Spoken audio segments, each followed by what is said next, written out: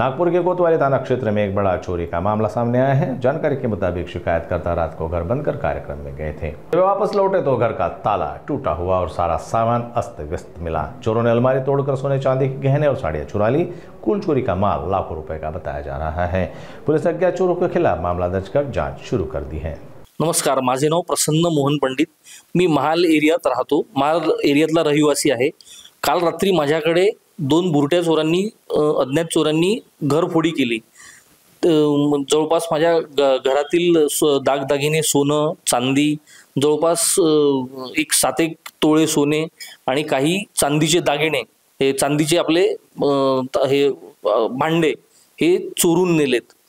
मी 9 वाजता जवळपास ऑफिसमधनं घरी आलो। त्यानंतर मी तासभर घरी होतो। नंतर मला मित्राकडे फंक्शनला जायचे होते। त्यासाठी मी 10 वाजता घरनं निघालो।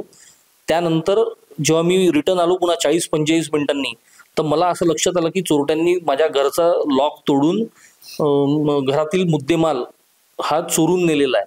तर मी तात्काळ 112 वर पोलिसांना फोन केला व त्यांची मदत मागितली। तर त्यानंतर एक 15-20 मिनिटांनंतर पोलीस आले। त्यांनी सगळं पडताळणी केली, पंचनामा केला। त्यानंतर FIR पण लॉन्च झाला। तरी मला माझी पोलीस प्रशासनाला विनंती आहे की लवकरात लवकर मला न्याय मिळवून द्यावा, हीच प्रार्थना। धन्यवाद।